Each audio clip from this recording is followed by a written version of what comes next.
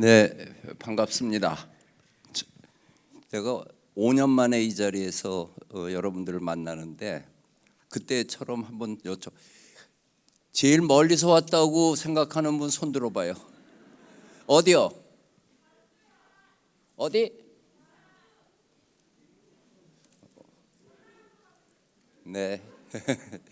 아무튼 팔도에서 이렇게 다 아까 사인하다 보면은 속초에서도 오시고 또 어떻게 하려고 그러니까 오늘 자고 간대요. 이걸 들어가고 내가 서울 답사기를 써놓고 서울에 대해서 얘기하는 거는 참 싱거울 것 같아가지고 서울 이야기는 책에 써 있는 대로 그냥 훌딱 넘어가고 그 다음 이야기를 좀 집중적으로 할까 싶습니다.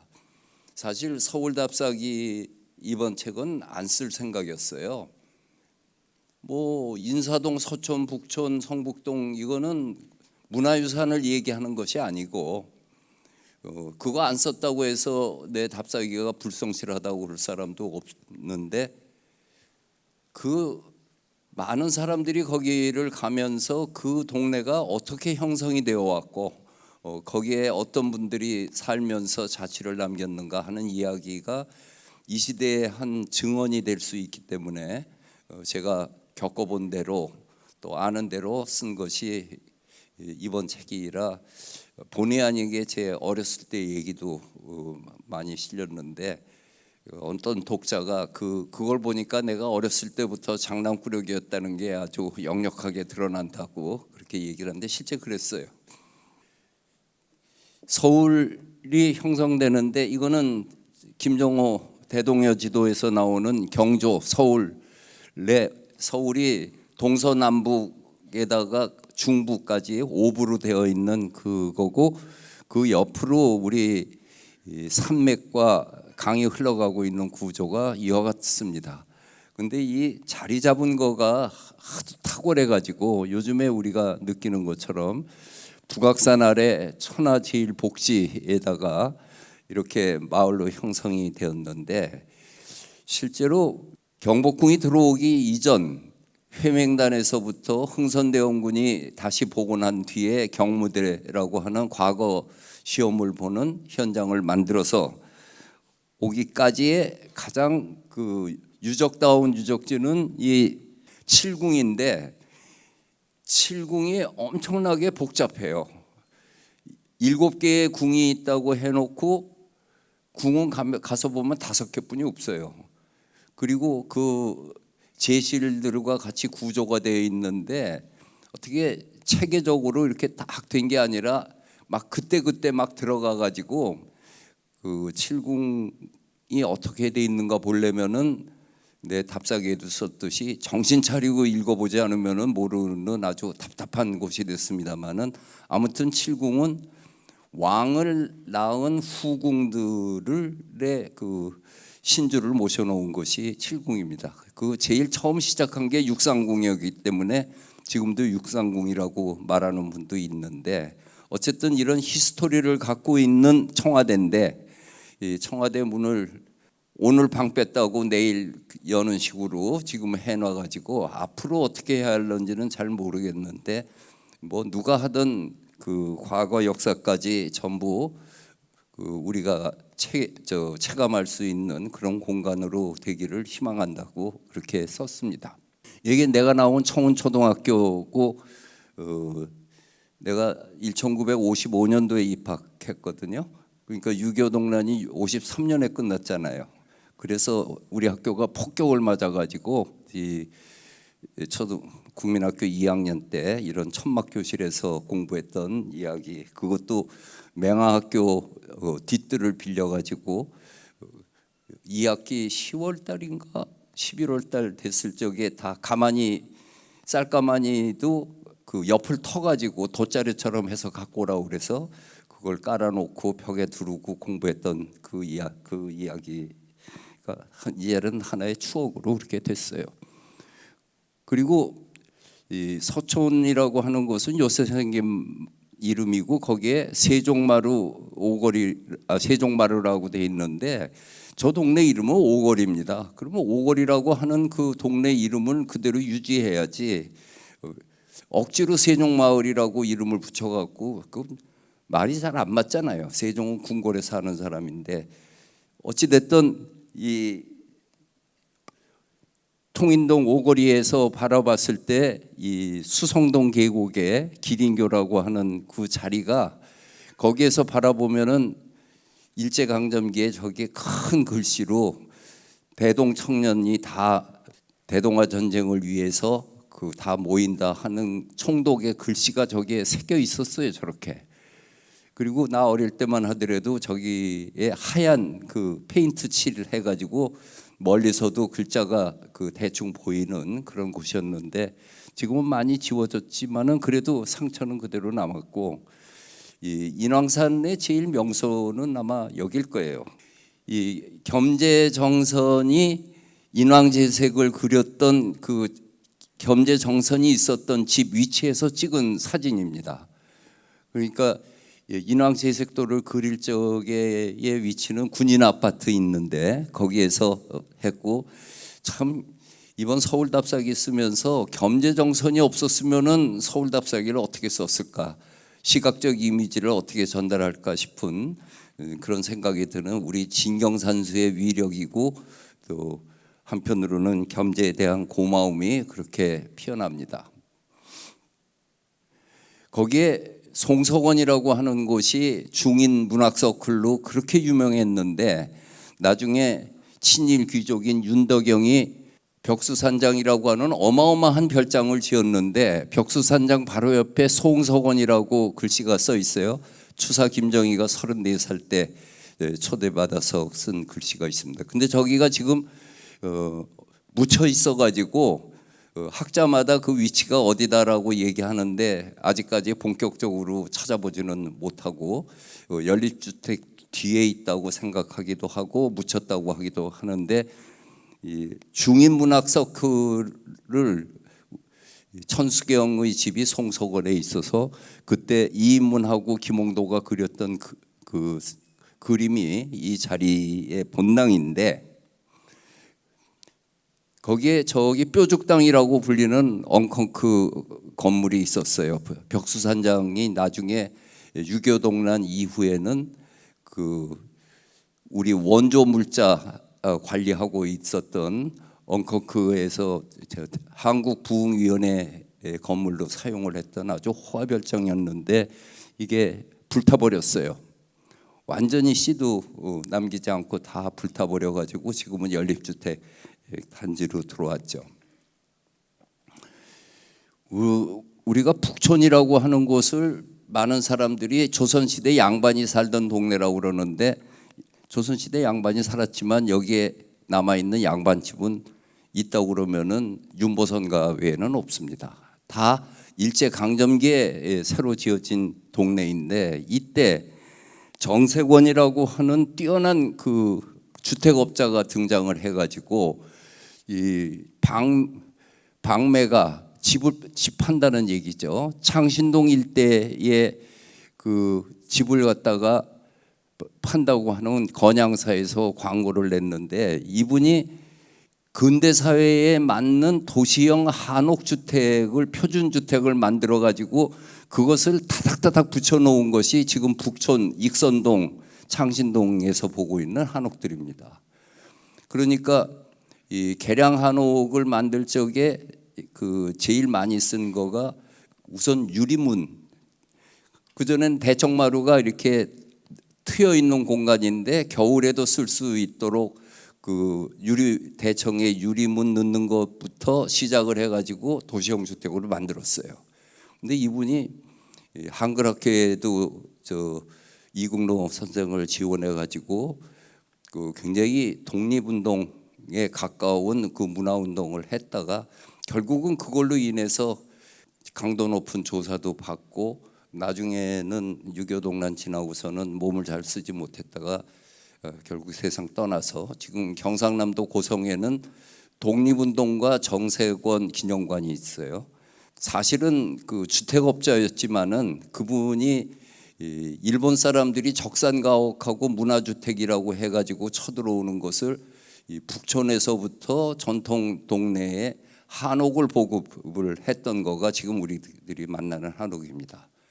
꼭 조선시대에 있었던 한옥을 지키는 것이 잘하는 것은 아니잖아요. 현대의 사람에 맞게 개량하는 건데, 그것을 그 시대의 그 시대적 요구를 맞아주었던 거가 오늘날 북촌의 신화를 그렇게 낳게 됐습니다. 인사동에서는 어찌됐든 통문관이 상징하고 있는 고서점 거리에서부터 시작하는데, 저 통문관 할아버지, 이겸로 할아버지의 그 이야기는 내 책에 굉장히 자세하게 썼는데, 사실 인사동이 형성되는 데 가장 상징적인 분이고, 이분의 삶 속에서 나오는 이야기는 책에 내가 얘기하는 것보다 책에 써 있는 거를 그대로 여러분들이 읽어보시는 게 더 감동적일 거예요. 그리고 현대화랑이 1970년에 문 열었을 때 그 이듬해에 열린 이중섭 전시회의 전시장이 저랬어요. 작품 걸어놓은 거가 2층으로 해서 걸어놓고, 저기 그 유명한 황소대가리가 2개가 있잖아요. 근데 오픈해 와가지고 저 담배 피는 거 봐. 저기 보면은 도상봉 선생 담배 물고 있고, 그 서세옥 선생이 있고, 유준상 평론가 바바리 코트 있고, 이런 분위기에 우리 현대 미술이 출발을 했고, 그것이 인사동이 화랑의 거리로 만드는 그 시초였습니다. 그리고 85년 겨울, 86년에 개관한 그림마당빈이 전설적인 그런 그 공간으로 80년대 민중미술의 그 본거지로서 활동을 한 것이, 아마 80년대 민주화 운동 과정 속에서 우리 화가들이 보여줬던 그 모습은, 지금 현재 K컬처가 세계에 퍼져나가고 있습니다마는 그 80년대 민중미술이 보여줬던 성과는 세계미술사적으로 봤을 적에 엄청난 빛을 결국은 보게 될 거라고 생각을 합니다. 마치 세계 현대미술사에서 1930년대 멕시코의 시케이로스 오르스코 리베라가 보여줬던 그런 활동하고 거의 비슷한, 그때는 그들은 독립운동이었고 우리는 민주화운동과 연관해가지고 미술의 세계, 그림, 이미지가 갖고 있는 파워를 놓치지 않았던 그 그림의 세계가 저기에서 형성됐고, 그 중에 한 사람인 이목상의 지금 전시회가 국립현대미술관에서 열리고 있죠. 성북동을 얘기하면은 성북동은 3개, 부자 동네하고 북정마을이라는 달동네하고, 그리고 성북천을 따라서 났던 근대의 이태준의 상어 이태준 선생의 수연엿 삼방이 안 넘어간다. 성북동이 본래 마전골이라고 얘기하는 거가 여기 영조 시대 때 와가, 그 전에는 그린벨트로 묶여 있던 것이 성저심리라고 해서 묶여 있던 거가 마전골로 해서 30명의 둔전에서 매주 쓰는 일을 하고 모시하고 배 말려가지고 표백해주는, 이것을 그 업으로 삼게 해줬는데, 그때 그 전통이 나중에 가서도 35년까지도 이와 같이 표백하는, 마전하는 일들의 사진이 용케 남아 있었어요. 그리고 이제 이 사람들이 살면서 그 유실수로 복숭아를 심은 거가 복사골로 그렇게 유명하게 되고, 때문에 성북동 별서처럼 10여 개의 별장이 들어오고 하다가 35년에 상어 이태준의 수연삼방을 비롯해 가지고 만해 한영운의 그 시무장, 그리고 근원 김영준의 노시삼방, 또 백양사 배종국의 승설암, 이런 30년대의 문장지를 중심으로 했던 사람들이 거기에 다 모여서 문화예술의 거리를 만드는데, 이 문장지 잡지 페가노 저게 참 슬퍼요.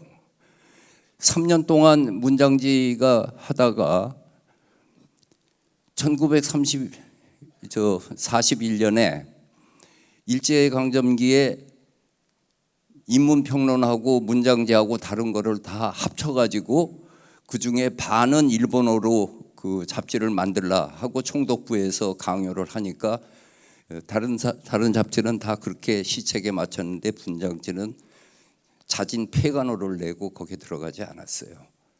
그게 그 문장지의 장렬하게 끝나는 모습인데 이 책이 1980년에 복간을 해요. 이게 우리 한국 현대문학사에서 엄청난 작품들이 다 여기에서 등장을 했는데 89년 월북 작가들에 대해서 해금되기 전이기 때문에 복간호를 내면서 가운데 글자를 빼놓은 거는 전부 월북한 사람들입니다.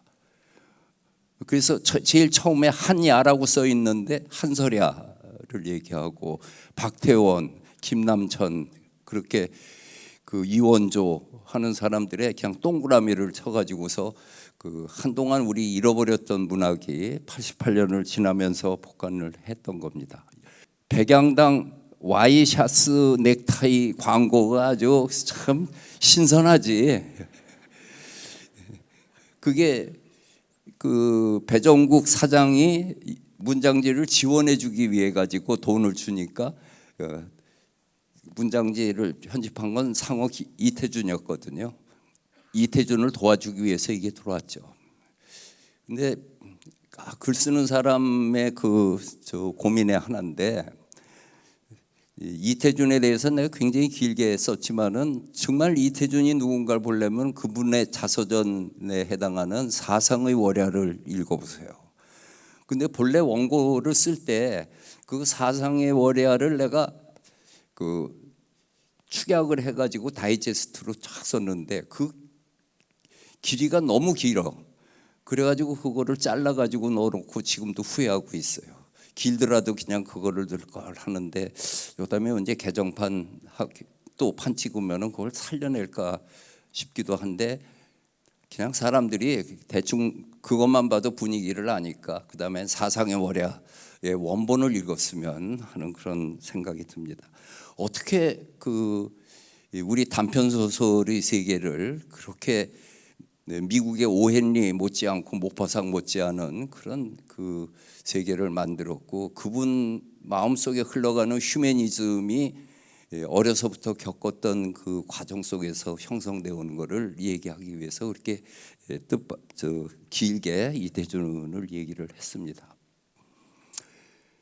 북한산에는 북한산성이 있고 승가사에 구기리에 마애불이 있고 그리고 이쪽 구파발 쪽으로 산영루 이런 자치가 있어서 북한산의 문화유산으로 같이 하는 서울 사람의 복이 되었고 그리고 북한산 비봉에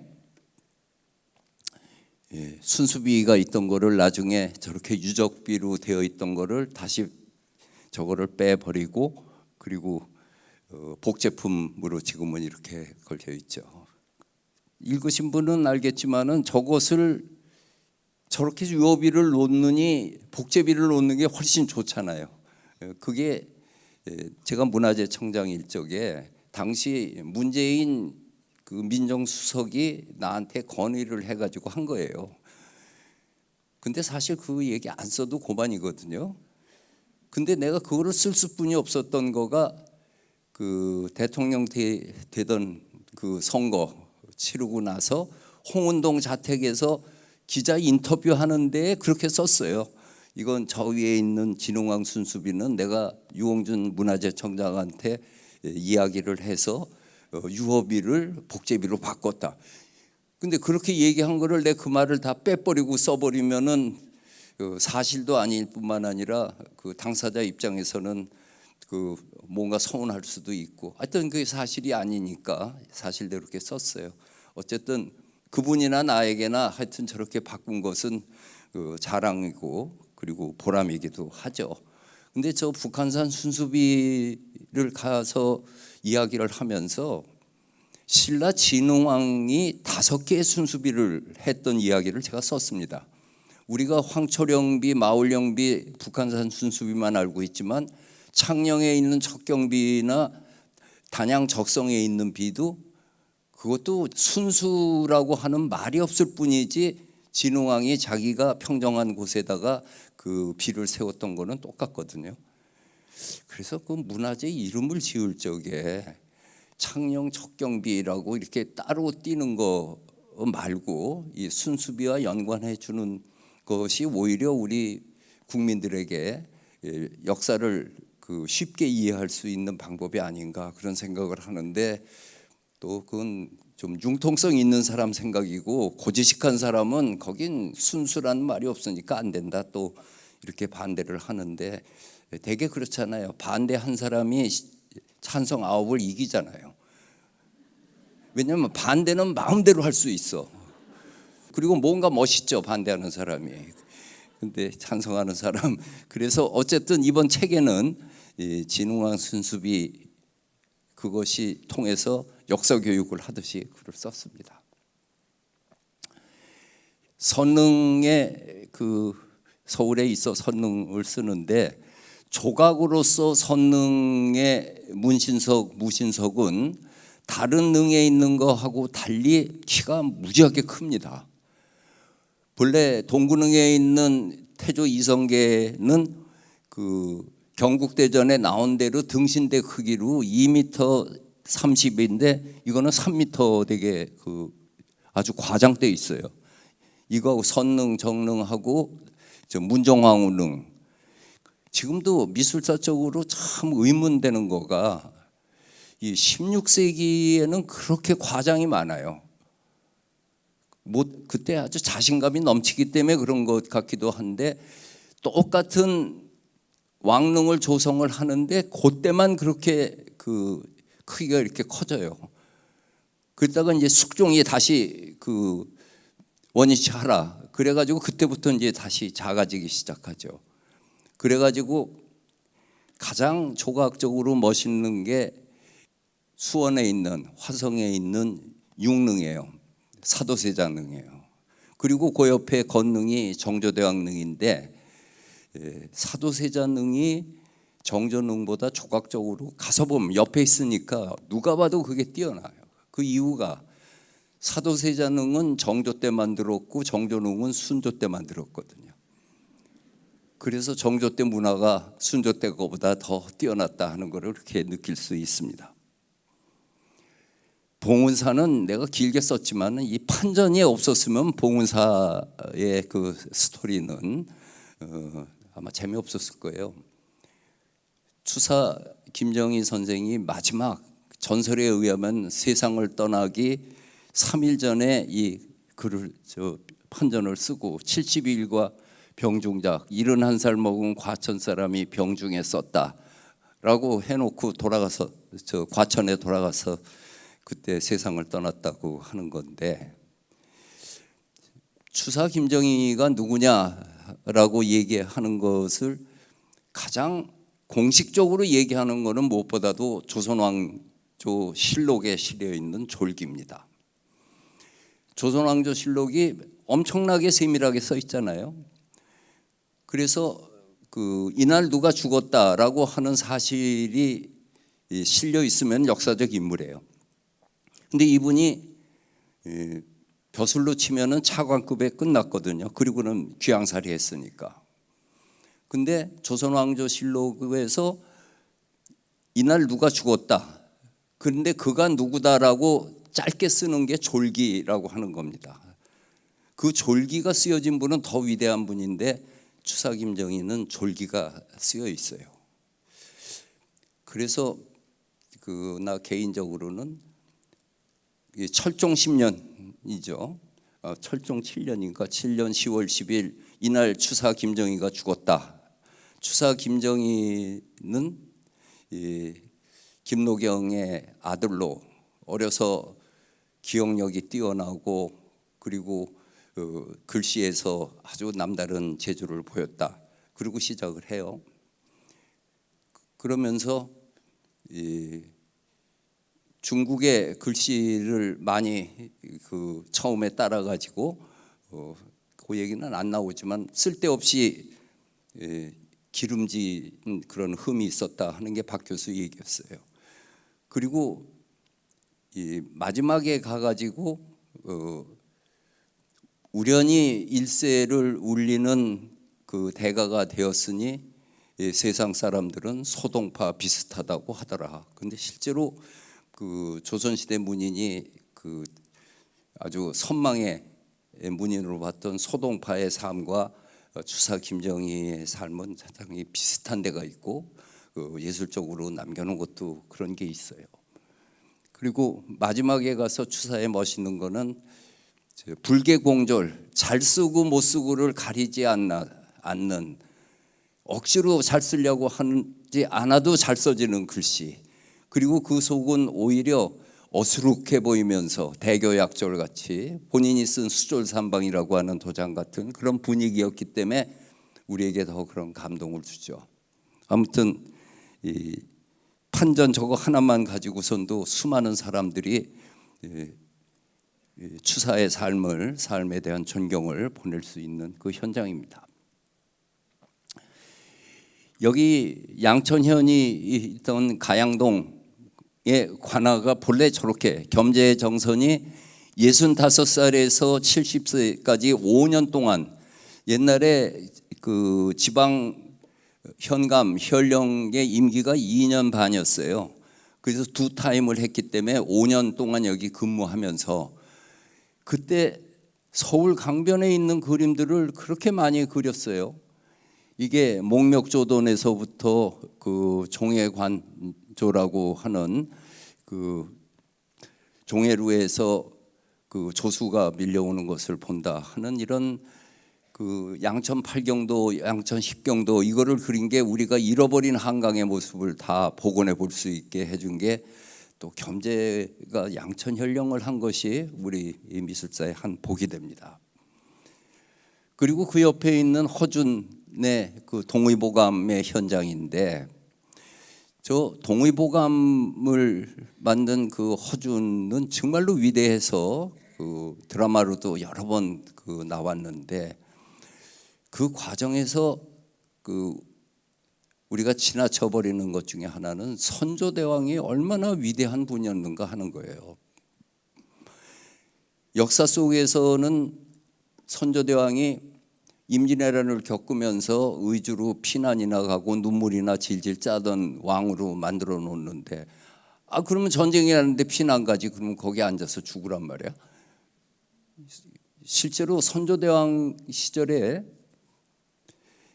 그 문화가 얼마나 융숭했는지, 영조시대 때, 정조시대 때 문인들이 좋은 글을 보면은 선조대왕 시절에도 이런 명문은 없었다, 그런 평이 나와요. 실제로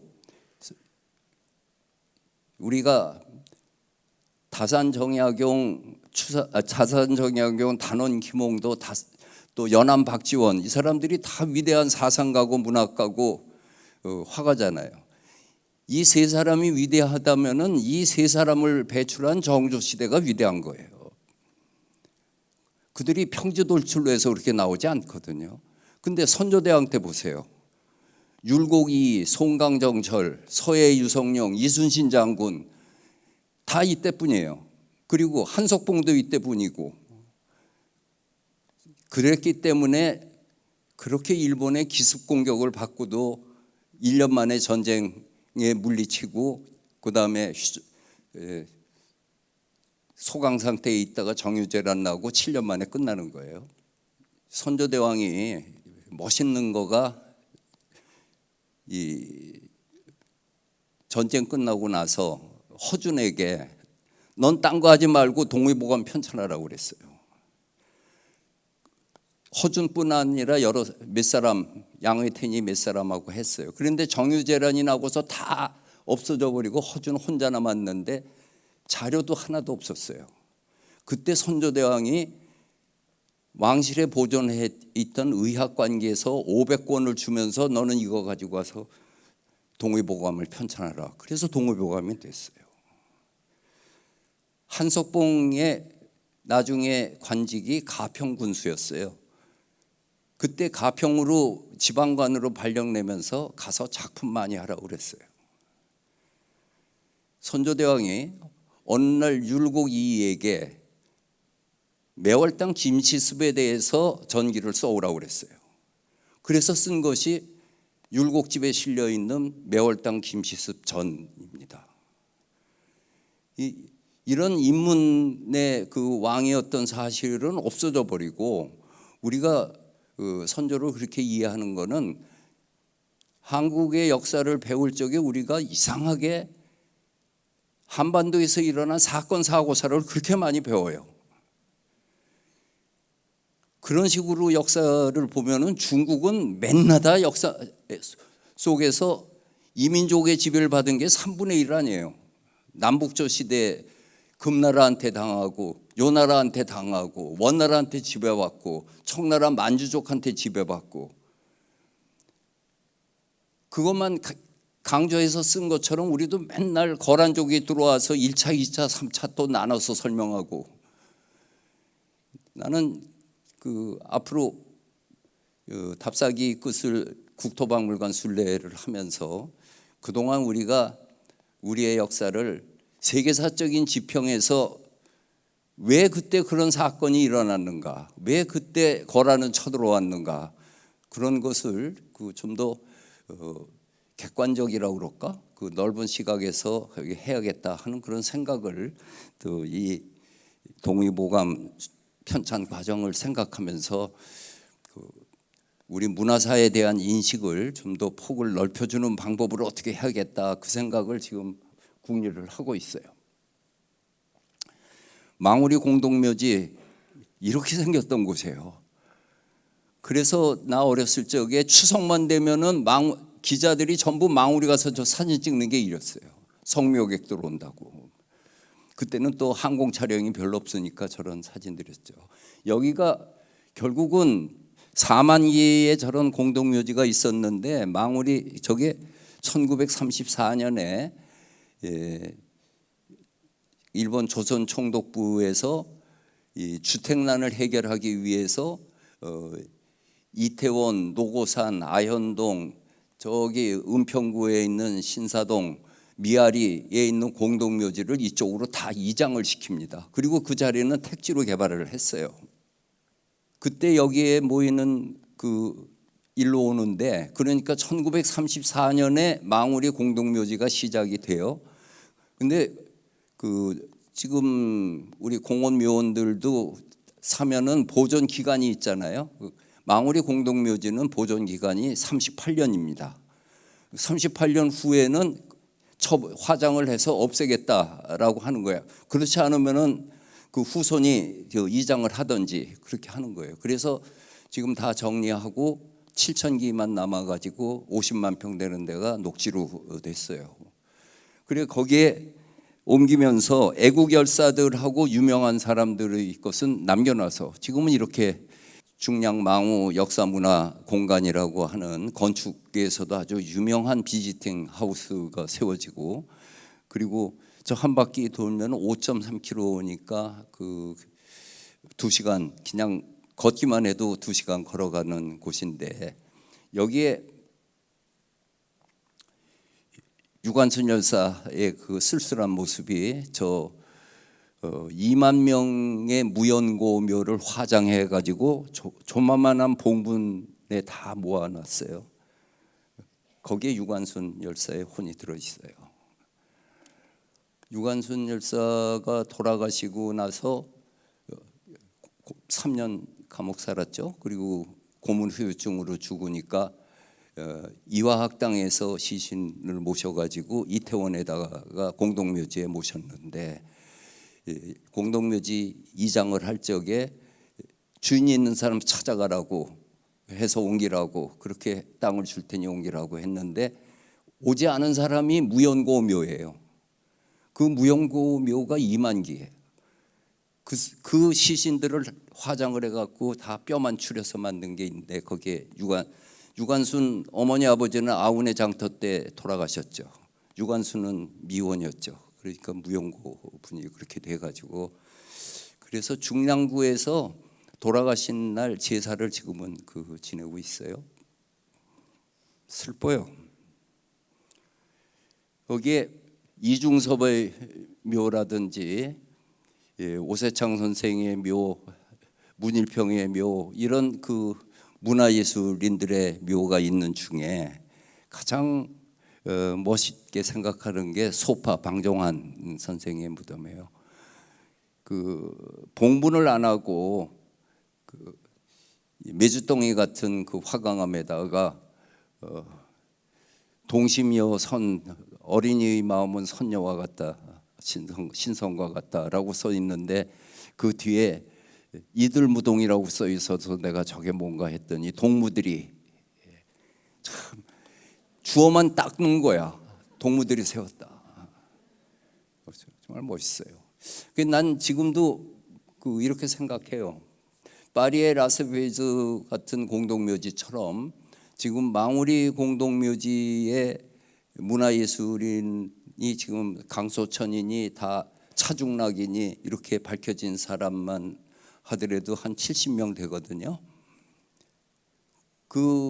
이장되어 있는 빈 터에 문화예술인의 묘를 분양을 했으면 좋겠어요. 라스베이즈 경우도 심사를 합니다. 엄격하게. 우리 고암 이응로 선생 무덤 들어갔는데도 그 엄격한 심사를 받고 들어간 거였거든요. 누군가 언젠가는 그렇게 해서 그곳을 공동묘지라고, 망우리 공동묘지라고 하는 것이 우리 역사를 되새길 수 있는 공간으로 다시 살아나길 희망하는데, 내가 책에다가 안 쓴 게, 내가 책에 쓰면 또 하고 싶은 사람도 또 안 하잖아요. 그러니까 그냥 이렇게 아이디어로 좀 줘가지고, 결국은 그렇게 했으면은 놀리는 것보다 그 역사를 키워가는 한 방식이다, 저는 그렇게 생각을 하고 있습니다. 이제부터는 이제 내가 책에다 쓴 얘기를 또 하는 거를 굉장히 싫어하거든요. 그래서 다음에 책 쓸 얘기를 좀 여러분에게 한국 미술의 또는 문화의 아이덴티티를 국토박물관 순례로 쓰는데, 계획은 답사기는 어디에 유적이 있어 이렇게 찾아갔는데, 이제는 그렇게 시작하지 않고 제1장 구석기 시대, 2장 신석기 시대, 3장 청동기 시대, 그래서 우리의 역사의 순서를 각 챕터만 읽으면은 유적도 보고 그 시대의 문화를 알 수 있는 그렇게 편성을 할 그런 계획으로 되어 있어요. 그런데 통일신라는 경주로 여기저기 썼지만 몇 번을 쓸까? 고려는 몇 번을 쓸지, 조선은 몇 번 쓸지 몰라서 이게 한 권으로는 안 되고 2권 아니면 3권으로 될 텐데, 어쨌든 써봐야 알지만은 그런 개념으로 제1장 구석기 시대를 가기 전에 이 지도는 1744년에 프랑스에서 만든 아시아 지도인데, 내가 25년 전에 파리 갔다 사가지고 내가 소장품을 다 부여에 기증하면서 이거는 안 하고 지금도 연구실에 있는데, 이걸 보면 한국을 저렇게 크게 그려줘서 얼마나 기분이 좋아. 그냥 부자가, 내 연구실 들어가면 저거부터 보이거든요. 그냥 항상 난 부자가 된 것 같아. 우리가 영토가 작다고 열등감도 갖고 컴플레인을 하는데, 세계사적인 시각에서 보면 라이샤와가 동양문화사 이스트 에이시아에서 영어권에서 동양학을 공부하는 사람이 첫 번째 읽는 책은 이 책입니다. 우리말로도 2권으로 번역됐죠. 거기에 코리아의 첫 문장이에요. 한국은 중국 때문에 상대적으로 작아 보이지만 실제로는 유럽의 보통 나라와 비슷한 크기다. 면적은 약간 좁지만 인구는 약간 더 많다. 어떤 이는 한국이 미국의 미네소타주 정도라고 왜소함을 강조하지만 한국은 잉글랜드, 스코틀랜드, 웨일즈를 합친 면적하고 비슷하다고 할 수 있다. 코리아는 절대 작은 나라가 아니다. 그래요. 내가 저렇게 얘기했으면은 저 사람 뻥이 세다, 구라가 세다 이렇게 얘기할 거 아니에요. 근데 다행히도 라이샤와가 저렇게 얘기를 해줬어요. 지도에서 한반도를 가위로 오려서 유럽에다 갖다 던져놔 봐요. 독일, 프랑스, 스페인이 넓을 뿐이지 이탈리아도 비슷하고 폴란드도 비슷하고 우크라이나는 크지만은 다른 나라 불가리아, 헝가리 다 우리보다 작아요. 벨기에, 아이고 네덜란드 콩꽃들이만 하잖아요. 그러니까 영토가 좁다라고 하는 컴플렉스는 애시당초 우리가 갖지 말아야 되는 그 이야기였어요. 그 다음에 유럽하고 이 동아시아하고 상황이 다른 것이, 세계는, 당신은 문화권이죠. 세계는 그 세계를 주도적으로 이끌어가고 있는 나라가 항상 있어요. 지금 미국이 이끌어가고 있잖아요. 근데 유럽은 이 중심부 문화가 계속 바뀌었어요.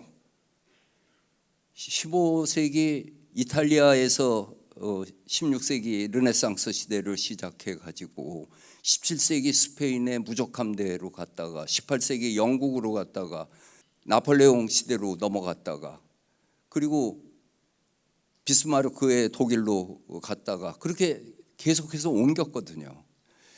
그렇기 때문에 유럽에 있는 나라들은 자기들이 문화적 주도권을 갖고 있었던 적이 있었기 때문에 그런 문제에 대해서 컴플렉스를 갖고 있지를 않아요.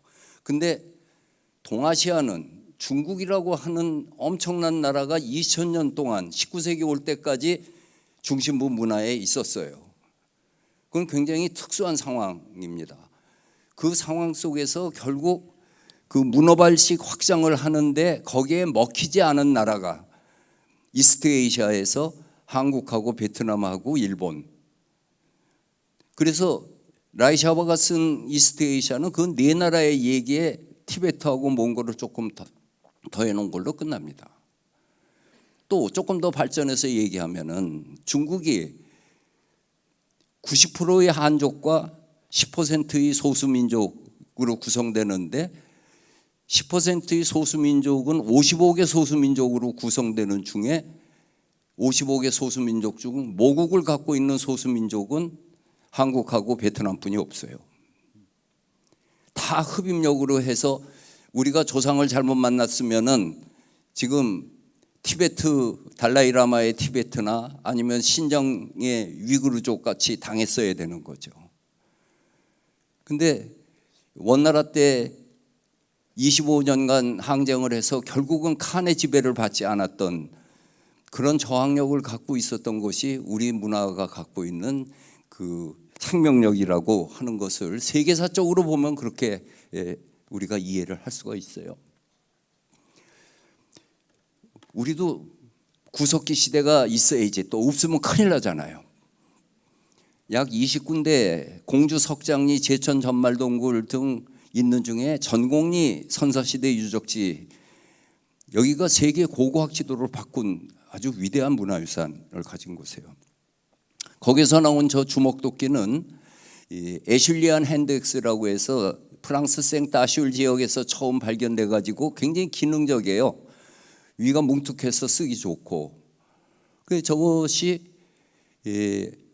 에슐리안 핸드엑스가 프랑스에서 유럽으로 해서 인도까지 왔다 하는 모비우스 학설이 자기네들 백인 우월주의하고 이렇게 같이 붙어 있었던 거예요. 근데 그 에슐리안 핸드엑스가 전곡리에서 나와버린 거예요. 그 세계 고고학 지도가 바뀌고 모비우스 학설은 요새 치지도 않아요.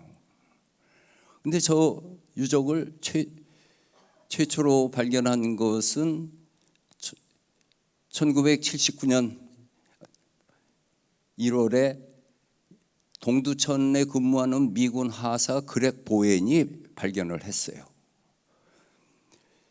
책에는 안 썼지만은 그분이 인디아나 대학 고고학과를 다니다가 학비를 벌려고 군에 들어갔어요. 미국은 군대 가면 월급이 많나 봐요. 거기다가 다른 나라 가서 근무하면 우리말로 벽지수당이 나와서 월급을 더 주나 봐요. 왔다가 고고학의 취미가 있어가지고 여기저기 다니는 중에 그 PX에서 노래하는 가수 미스 신하고 여기 데이트를 하러 왔어요. 그랬는데 전방 1월 4일 날 칼바람이 부는데 여친이 막 컴플레인을 하니까 그 보엔 하사가 군대에서 쓰는 그 코펠이라고 하는 냄비 있어요. 여자분들 아시나? 코펠. 네. 그 코펠에다가 한탄강물을 딱 떠가지고 커피를 끓여주려고 불쏘시개 하려고 돌멩이를 줍다가 저 돌멩이를 주운 거예요, 이분이. 근데 이 보엔 하사가 똑똑해서 자기가 발견했다고 자랑하지 않고 저 돌멩이들을 박스에다 넣어서 인디아나 대학 고고학과 자기 선생한테 보내니까 선생이 너 굉장히 중요한 거를 발견했는데 내가 스케줄상 한국에 지금 못 갔는데 세계 고고학 대회에서 서울대 김원룡 교수를 만난 적이 있으니 거기에다 신고하라 해서 그의 김원룡 그게 이제 4월 달부터 발굴을 시작해서 10년 동안 여기에서 35만 년에서부터 5만 년 전 사이에 사람의 살던 자치와 약 7천 개의 저런 구석기 시대 유물들을 해놓은 것이 이 전국리 선사시대의 유적지예요. 그리고 1993년에 김원룡 선생이 돌아가시면서 나는 화장을 해서 그 한탄강에 뿌려달라고 그래서 거기다 뿌리고 까만 대리석에다가 여기에 김원룡 선생이 10년간 발굴을 하고 이렇게 돌아가셨다라고 썼어요. 근데 그게 불법이랍니다. 그 강에다 뿌리는 게. 근데 아무튼 그렇게 했어요. 근데 내가 문화재청장이 되리라고는 1초도 생각 안 하고 세계 고고학 지도를 바꾼 유적지를 이렇게 놓고 사는 민족이 어딨냐 도대체. 그런 비판하는 글을 썼다가 내가 덜컥 문화재청장이 돼버렸잖아요. 그래서 여기에 선사시대 유적지를 국제 컴피티션을 열어가지고 프랑스 여자가 설계한 이와 같은 멋있는 선사시대 기념관이 세웠습니다. 이 집을 기공식을 할 적에 내가 우리 문화재청 직원한테 그렉 보엔 하사 어디 있는지 찾아오라고 그랬어요. 이 한국인들 치사한 놈들 외국인이 우리를 위해서 해준 거를 왜 그렇게 인색하게 말을 안 하고 살아요. 이게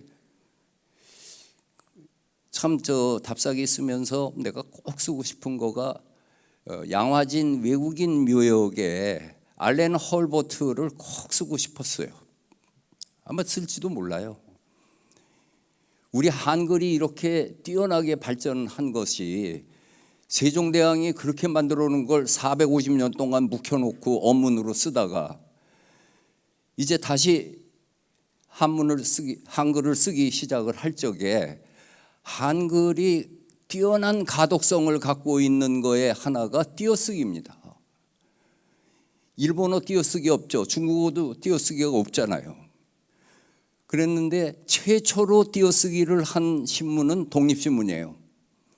그 독립신문은 뒷면에 영문판이 같이 나왔어요. 그때 알렌 할버트가 너희도 영어처럼 띄어쓰기를 하면은 가독률이 높을 거다.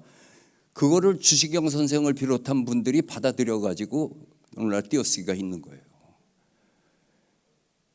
그리고 알렌 할버트는 그 일제 식민지 지배를 그렇게 그 저항하듯이 글을 썼다가 쫓겨나 가지고 미국에 가 가지고서 그 독립을 지원하다가 1945년이 되니까 난 나의 마음의 고국인 한국으로 가야겠다. 가서 죽겠다.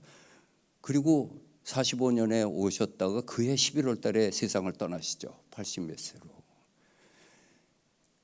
그런 영웅적인 그 독립운동 지원을 해준 분인데 그 띄어쓰기와 그분의 한국에 대한 사랑에 대해 가지고 우리는 한없이 기려야 되는 그 입장인데 나도 이런 사실을 안 거는 나중에 가서 알고 참 미안해서 언제고 이 얘기는 써야겠다 그런 생각했어요. 그런 의미에서 그 그렉 보엔 이분도 초청하는데 선진국에서 우리도 선진국의 프로토콜 의전에 의해서 부부를 초청을 했어요. 그랬더니 그 미스 신하고 결혼했더라고. 내가 그래서 지금 마음 놓고 얘기하는 거예요. 그리고 나중에 보에나사는 몇 해 뒤 세상 떠나면서 자신이 고고학자로 했던 자료들을 여기다 기증을 했어요. 그리고 해마다 5월 어린이날 있을 때는 여기서 구석기 시대 체험이 열리고 합니다. 내가 이 얘기를 길게 하는 이유가 유적지에 이런 스토리텔링이 들어가면서 우리들에게 갑자기 친해지잖아요. 그런 이야기로 구석기 시대 사람들은 어떻게 살았고 또 세계사적으로 어떤 거가 있는가 하는 거가 이제 그 책에다 뭐라고 이제 제가 쓰겠죠. 그래서 신석기 시대로 들어가면은 빗살무늬 토기로 이야기해야 되고, 그리고 이 빗살무늬 토기가 결국은 5천년에서부터 3천년 사이, 6천이라 지금 암사동이 6천년 전부터라고 하니까 그 전에 뭐가 있었지만 결국은 6천년 전에서부터 3천년 전 사이에 한반도의 지배적인 양식은 빗살무늬 토기였어요. 저게 왜 중요한가 하는 거는 세계 공통으로 신석기 시대의 조건은 6가지가 있는 거예요. 정착 생활을 했고 농사를 지었고 옷을 해서 입었고, 그다음에 마제석기로 세련된 석기를 사용을 했고, 그다음에 목축을 했어. 이 목축을 함으로써 요즘으로 치면은 GDP의 급격한 상승과 함께 이 단백질을 먹을 수 있는 인간의 발육이 커진 거가 결국 목축과 함께 이루어지고, 그리고 토기를 만들었다는 사실이에요. 근데 이 토기를 만드는 것은 인간이 처음으로 이 물리적 화학적 변화를 시킨 첫 번째 유물은 토기예요. 저게 잉여 작물을 담기 위해서 만드는 그릇인데, 인간이 참 어떻게 똑똑했는지 근친간에 결혼을 하면은 후손이 기형아를 낳고 모자라는 사람이 된다는 걸 어떻게 알았는지 되도록 천수가 멀리 결혼을 했어요. 그래서 여기 마을에서 저 마을은 저 길로 해가지고 하는데, 이 통혼하는 사이에 문화가 같이 교류가 돼가지고 이 세계 신석기 토기는 몇 가닥의 줄기가 있어요. 유럽식이 있고 스칸디나비아식이 있고 이란식이 있고 중국은 또 2가지가 있고, 우리는 빗살무늬 토기는 알타이에서 미누신스크로 해갖고 몽고에서 규슈까지 가는 그 줄거리입니다. 한국인의 뿌리죠. 저기에 빗살을 튀어놓는 것이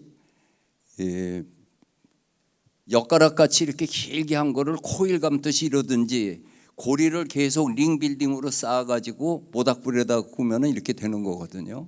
근데 거기다 빗살 무늬를 걷단 말이에요. 왜 걷느냐? 여기부터 미술사죠. 아름다우라고 해서 걷다. 아름다운 것도 여러 가지 방법인데 왜 빗살 무늬냐? 그건 그대로 남잖아요. 그 모든 문양은 모티브가 있는데,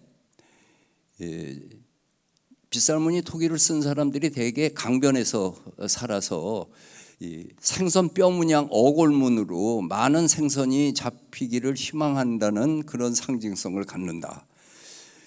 이게 나중에 한 2500년 지나고 나면은 BC 1500년 무렵이 되면은 저 뾰죽 바닥이 납작 바닥으로 변하고 빗살 무늬가 번개 무늬나 빗방울 무늬로 바뀝니다.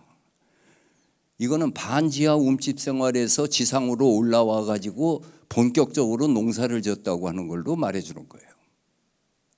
문양의 변화가. 근데 아놀드 하우저의 문학과 예술의 사회사에도 나오는데, 신석기 시대의 지독한 매너리즘이라는 말을 써요. 아니 6,000년 전에서부터 이 3,500년 전까지 2,500년 동안 하나도 변하지 않고 저 그릇을 썼다고 하는 문화를 어떻게 이해하냐 말이에요. 지루하지도 않나?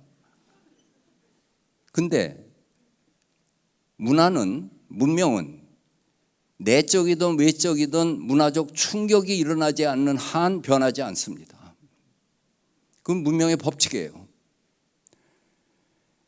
자발적으로 내적으로 일어날 수도 있지만은 바깥으로부터 충격을 받으면은 그것을 대항하기 위해서 그거를 본받으면서 자기 문화를 발전을 시키는 거예요.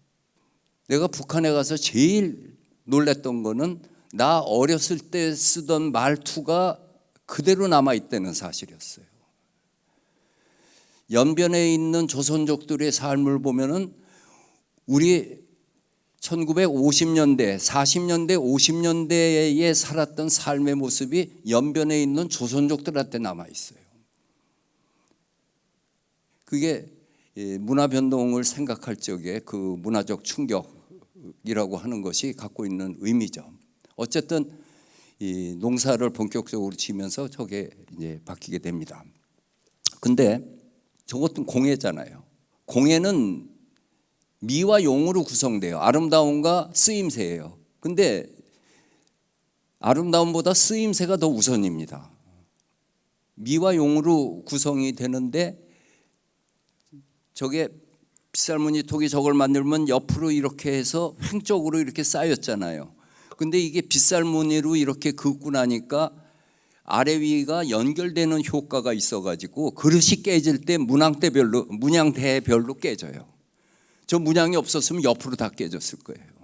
이게 연결해 주는 거죠. 근데 우리나라의 제일 유명한 피부과 의사가 가천의대와 아주대 병원장을 했던 이성락 박사예요. 그분이 70에 정년 퇴임을 하고 명지대학교 미술사학과 박사과정에 들어오셨어요. 그 사람 본래 박사잖아요. 근데 하여튼 새로운 인생을 산다고 해서 석사는 면제해드리고 박사과정을 해서 재작년에 졸업해서 그 졸업 논문이 책으로도 나왔는데 이분의 졸업 논문이 미술사와 피부과 학회에 아주 획기적인 화제가 됐는데 그 논문 제목이 환상적이야.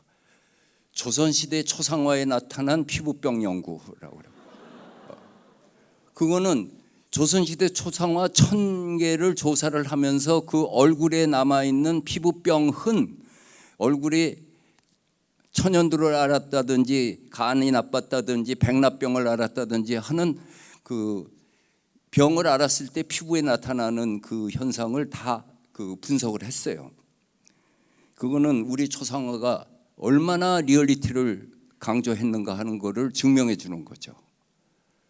머리카락 하나가 달라도 내 조상이 아니다라고 하는 그 사실적인 표현의 욕구, 그거를 저버리지 않았다고 하는 것이 그 논문으로 나오죠. 근데 그 이성락 박사가 내 수업을 듣다가 이 빗살무늬 톡이 얘기를 하니까 저게 있어서 미끄러지지 않고 잘 들 수 있었을 겁니다. 마치 손가락에 지문이 있는 것과 같은 역할을 했을 겁니다. 역시 미보다도 용의 관점에서 보면은 그런 해석이 들어가는 게 맞을 겁니다.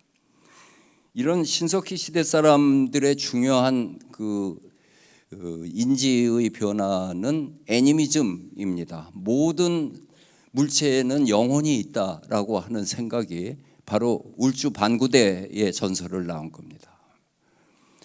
울주 반구대의 저 태화강 상류에 저렇게 고래를 사냥하는 그림을 암각화로 그렸는데 그 당시 사람들이 고래 사냥을 어떻게 했냐고 우리가 믿어지지 않잖아요. 근데 고래가 어찌됐든 생내적으로 연안 쪽으로 오는 것을 저 사람들은 알았어요.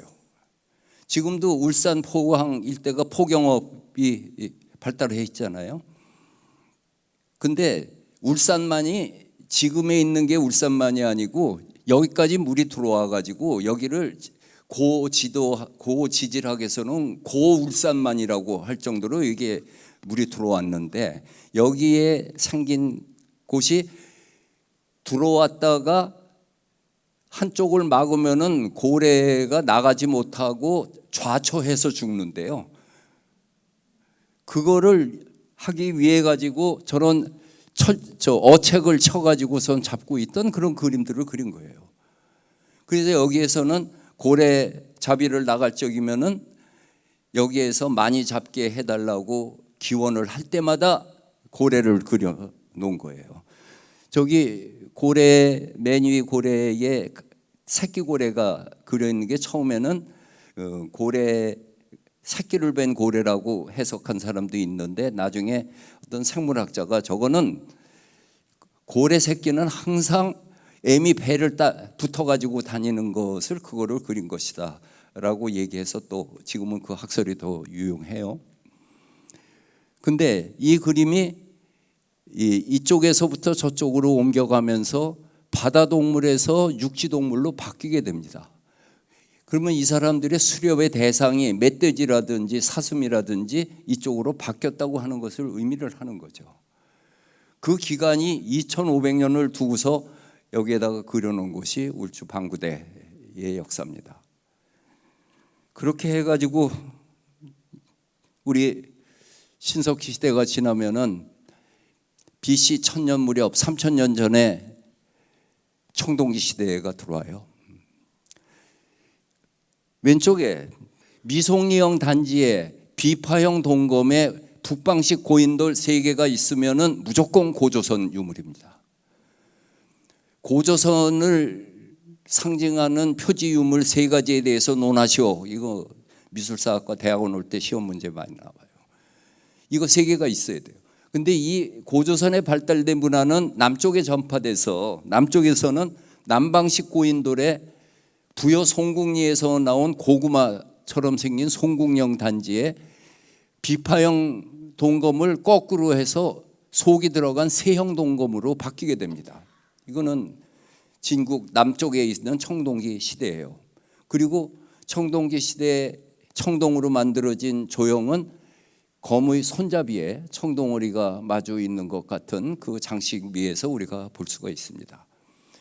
이 부족국가로 형성되어 있는 이 청동기 시대의 문화의 내용은 이런 거고, 또 이러한 새로운 삶 속에서 이런 그 집채만한 그 지배층의 무덤을 만들어 가면서 또 평온하게 살고 있었는데, 그렇게 한 700년 잘 살았어요.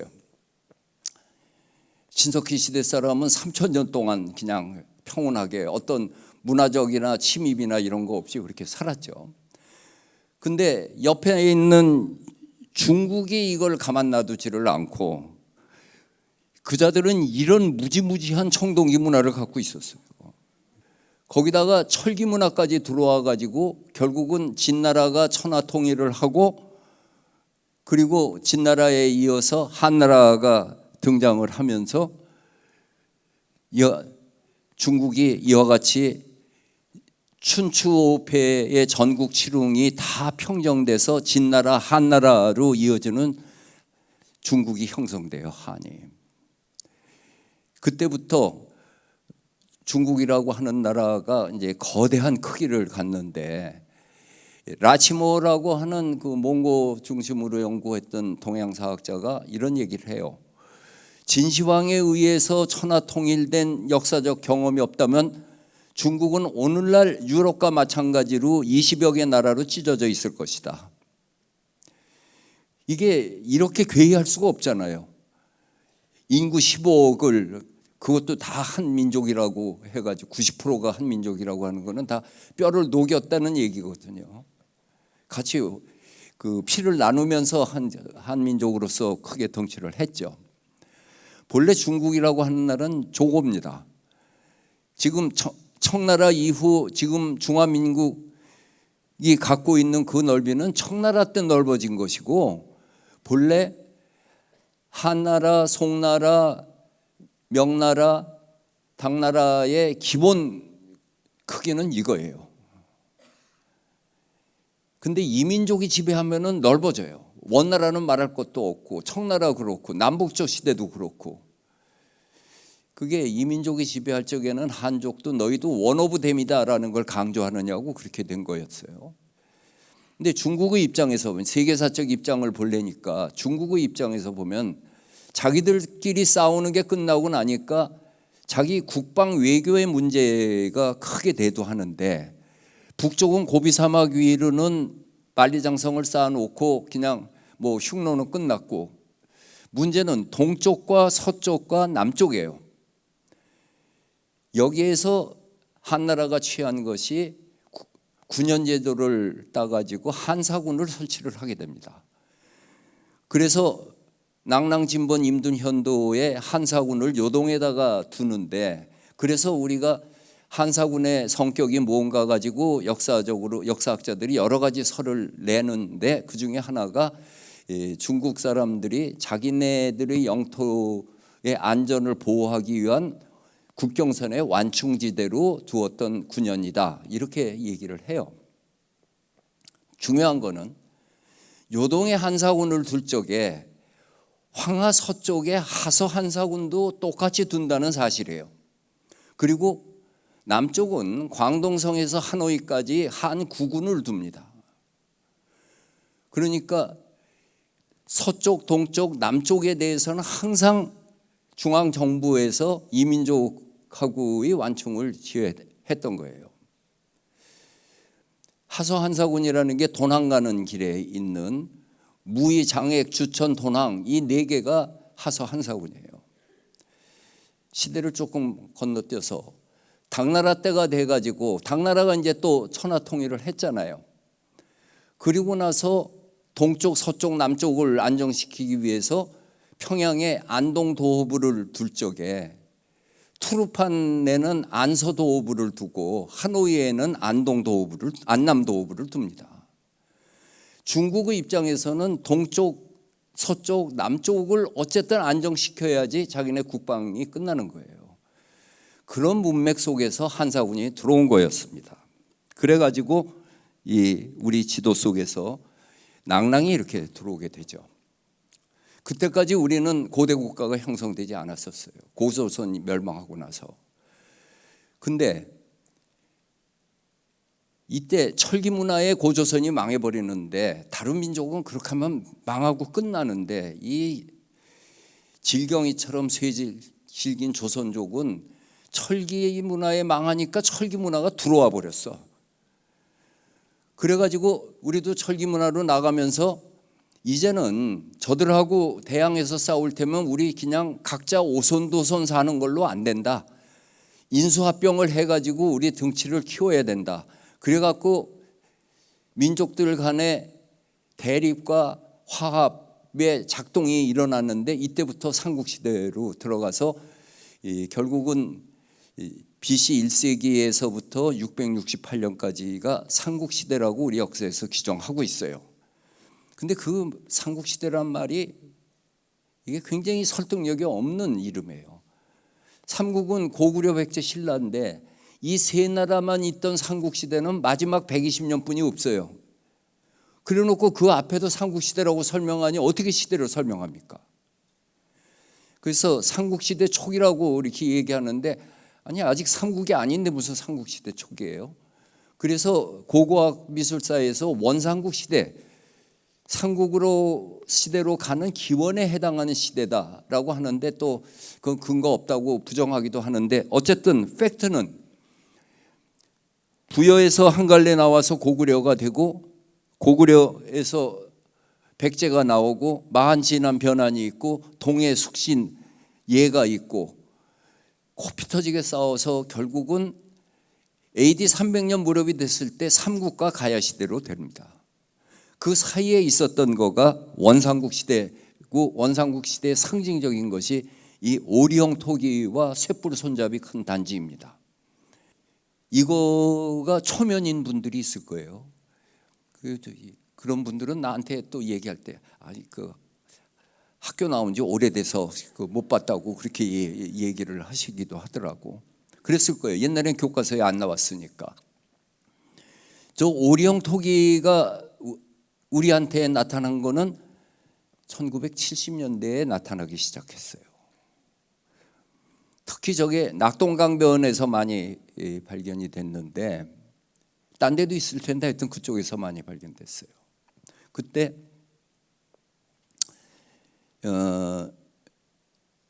포항, 울산, 창원, 마산 여기에 공업단지들이 막 만들어지니까 공사하다 보면은 저런 게 나오는 거예요. 이런 쇳불 손잡이로 한 단지가 나오는 거예요. 이 두 개는 우선 빗살무늬 토기, 무문 토기하고 달리 와질 토기잖아요. 이거는 가마 속에서 구웠다는 얘기예요. 화도가 1000도가 넘어갔다는 얘기예요. 철분이 싹 빠져서 이 경질 토기가 됐다는 얘기죠. 하긴 쇠를 사용할 정도의 용광로를 썼는데, 그랬는데 공사하다가 유물이 나오면은 신사적으로 신고하게 돼 있는데 단 한 번도 신고 들어온 게 없어요. 그래서 지금은 10,000평 이상을 토지를 개발할 적에는 먼저 문화재 조사를 하는 것을 법으로 규정해 놨어요. 지금은. 그랬는데 그때는 한 번도 없었는데, 저기에서 저런 거 나온 거를 나오면은 공사감독은 불도저로 밀어버리는 거예요. 저거 문화재청에서 봤다가는 그냥 공사 중단하니까. 그런 과정에 또 저거를 빼다 팔아먹는 인생이 있는 거야. 근데 그 사람이 결국은 애국자예요. 문화유산을 살렸잖아. 돈은 누가 썼는지 몰라도 살렸잖아. 어쨌든. 그래서 저런 신기한 거를 갖고 와가지고 박물관에다가 납품을 하려고 가져가니까 박물관에서는 유물 감정 회의를 열면은, 감정이라고 하는 거는 경험에 기초하는 것이지 무슨 귀신 같은 눈을 가진 게 아니란 말이에요. 저 생전 보지 못하던 게 나오니까 감정하는 고고학자나 이런 사람들이 난 잘 모르겠다고 다 그랬어요. 감정하는 사람이 나는 잘 모르겠습니다라고 하는 건 가짜라는 뜻이에요. 이 도굴꾼 입장에서는 미치겠지. 저 사람들이 공부는 안 하고 모르겠다고 해서 남의 장사도 못하게 하고 말이야. 그런데 경산 임당동 고분에서 저 오령 토기하고 쇳불 단지가 발굴 과정 속에서 나왔어요. 이게 진짜였어요. 그래가지고 이게 아주 학계에서 알려지니까 그때 나도 갖고 있다 해서 한 100마리가 지금 전국에 나타나 있어요. 모든 샤머니즘은 태양신이에요. 근데 우리 태양신은 때만 되면 날아왔다 때만 되면 날아가는 청동오리는 태양의 메신저라는 생각을 해서 소대에 만들어지는 것도 그것도 청동오리고, 이 청동오리로 만들었는데 디자인한 것이 이 벼이 있고 눈이 옆으로 나오고 여기 콧구멍이 있고, 조형적으로 굉장히 멋있어요. 지금도 저 고고학자들이 저게 닭이다 오리다 가지고 여태 싸우고 있는데, 머리 보면은 닭인데 몸뚱아리 보면 오리잖아요. 근데 울산에서 나온 그 오리형 토기에는 여기에 오리 갈퀴가 표현이 돼 있어서 지금은 이제 오리라는 설이 더 유력해요. 이게 퇴죽 그릇입니다. 제기가 들어가면은 엄숙성이라고 해서 과장이 있어야 돼요. 조형 의지가 들어가야 돼요. 그러니까 빗살무늬 토기나 민무늬 토기에서 보는 건 상활 토기가 갖고 있는 질박함인데, 이거는 제기가 갖고 있는 의식이 이제 피어나는 거란 말이에요. 그래서 조형적인 이제 배려가 들어가게 되는 거죠. 압록강에 뗏목이 흘러가고 있어요. 내가 집안에 있는 통구라고 하는 곳, 길림성 집안에 고구려 시대 무덤이 여기에 13,000기가 저렇게 있어요. 옥수수밭에 저기 있어요. 20년 전에 찍은 사진인데, 여기에 있는 게 유명한 광개토대왕비하고 장군총이라고 하는 장수왕릉이죠. 근데 저게 고구려 사람들의 묘제 돌무지 무덤이고, 그 하나가 우리 석천동에 있는 백제 무덤도 거기서 온 거죠. 근데 인간의 풍습 중에서 가장 보수적인 게 장례 풍습이에요. 장례 풍습이 바뀌었다는 것은 문화가 다 바뀌었다는 걸 의미해요. 우리 장례 풍습이 최근 20년 사이에 싹 바뀌었죠. 지금은 다 장례식장으로 가잖아요. 20년 전만 해도 아파트로 문상 가는 데 많아요.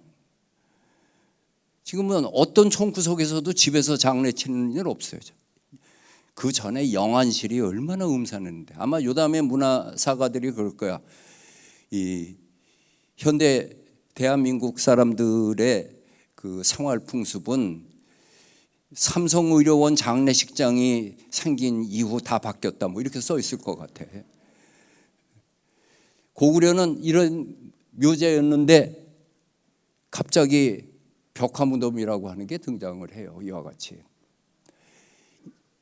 이 벽화무덤이 지금까지 95개가 발견이 됐는데 더 많았겠죠. 95개가 발견됐는데, 이거는 누구 무덤이다라고 알려진 거는 동수무덤하고 덕흥리 고문 2개뿐이 없어요. 나머지는 양식으로 분류하는데, 처음에는 초상화 중심으로 해서 그림이 조금 그 서툴고 고졸한 맛이 있다가 100년이 지나가니까 이와 같이 수렵도나 춤이나 씨름하는 생활도로 바뀌게 됩니다. 그리고 100년이 지나니까 사신도 무덤으로 바뀌어요. 근데 이 생활도 무덤으로 왔을 때 교과서에서 본 이 사냥하는 그림이 얼마나 다이나믹합니까? 강렬하죠. 고구려 사나이의 기상은 뭐 이 속에서 볼 수 있죠. 근데 한 시대 문화를 얘기하는데 경직되지 않고 여유가 있다는 거, 그것이 발달된 문화인데, 그 여유가 있다는 것이 예술적으로 표현되는 것은 유머 감각이에요. 미술이든 음악이든 문학이든 유머를 구사했다는 것은 창작자가 그 자기가 하는 것을 완전히 장악했다고 하는 것을 의미해요. 그러니까 강의하다가 한 번이라도 웃겼다면 그건 실력 있는 사람으로 인정을 해줘야 돼.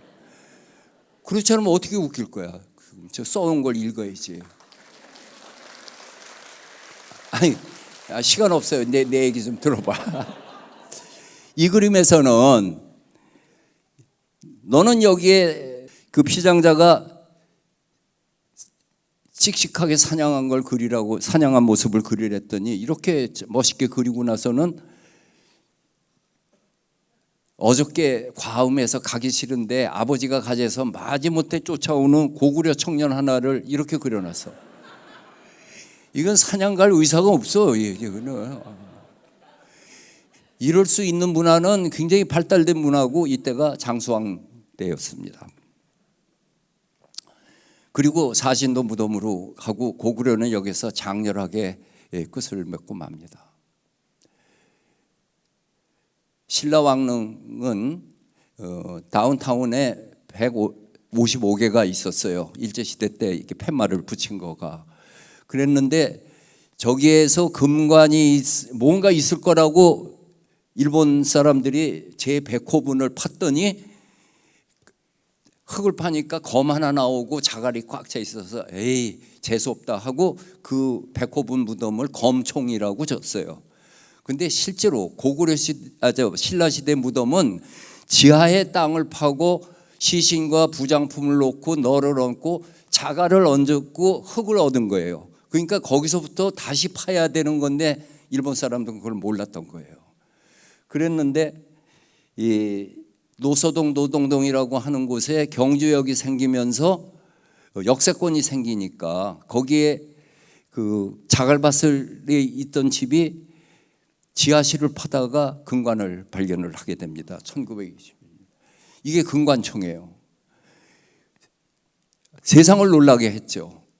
그랬다가 2년 후에 또 그 옆에서 금관이 나와서 그게 금룡총이라고 하는 거예요. 그건 여러분이 기마인물형 토기 봤잖아요. 그게 금룡총에서 나온 거예요. 1926년에는 경주역에 기관초고를 하나 만들려 해서 흙하고 자갈이 필요해서 어디 갖고 올까 하다가 에이 무덤 하나 파서 가져가자. 그래서 그 파갔는데 거기서 나온 게 서봉총이에요. 그렇게 일제강점기에 3개가 나왔습니다. 그리고는 안 나왔어요.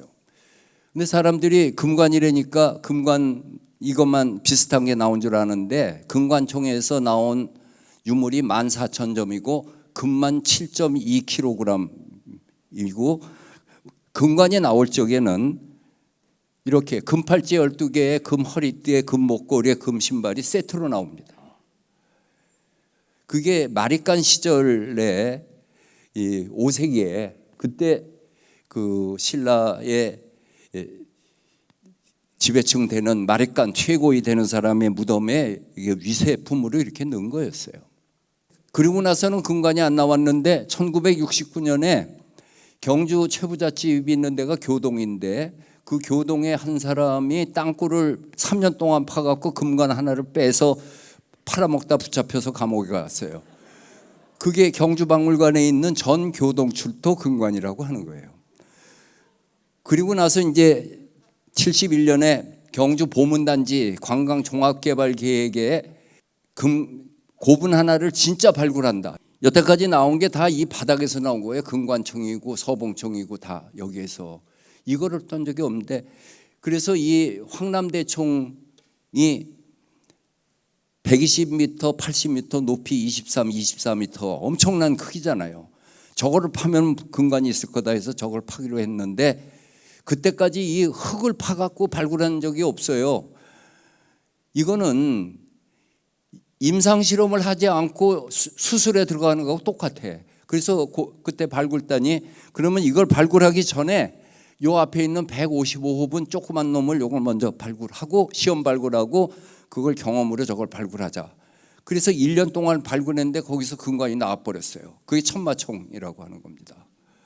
그리고 이제 황남대총을 했는데 이게 유물이 38,000점이 나오는데 골치 아프게 나온 게 여자 무덤에서는 금관이 나왔는데 남자 무덤은 금동관이 나왔어요. 그래서 이 금관이 도대체 썼던 거냐 부장품이냐 또 왕관이냐 아니냐 이런 논쟁은 지금도 남아 있습니다.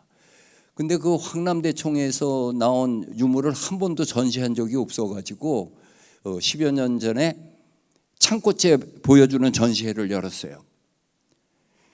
토기만 1,500점이고 깨진 것까지 합치면은 5,000점이에요. 그랬는데 일단 청장 그만뒀는데 신문 보니까 황남대총 유물 58,000점을 다 보여준대. 그래서 가서 보고 관장한테 야, 나 청장 때 38,000점이라고 보고받았는데 2만 점이 어서 이번에 발견됐냐? 그랬더니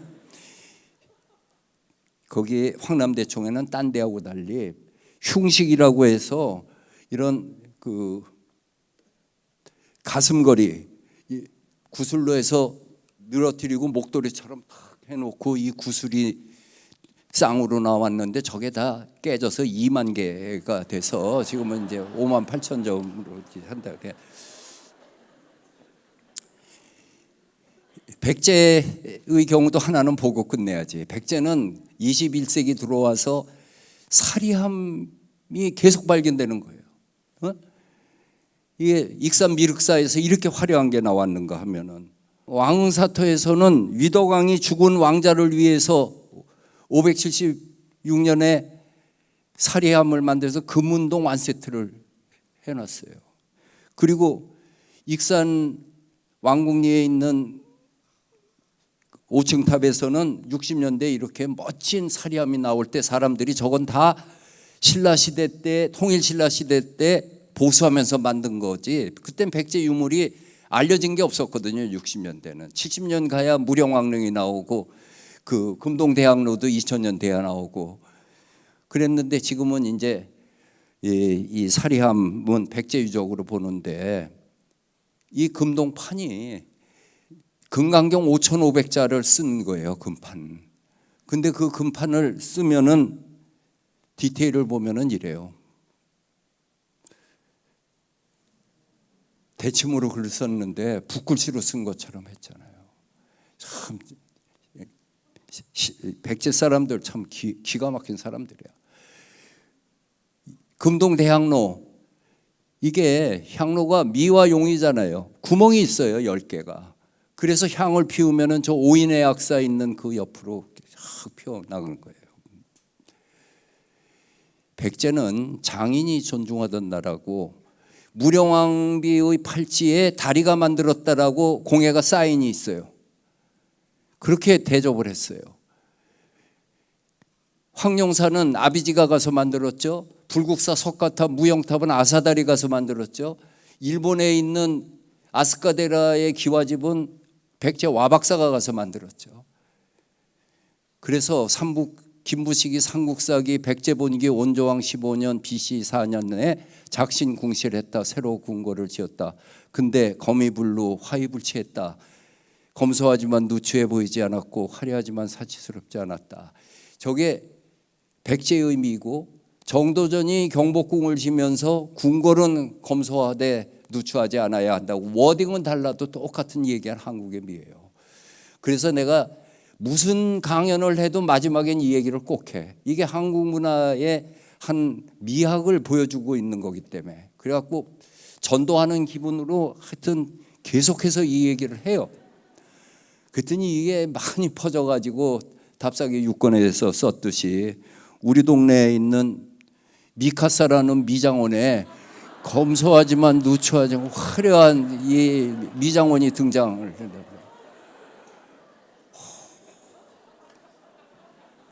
이 이후의 얘기는 내년 내 책 사서 보십시오. 감사합니다.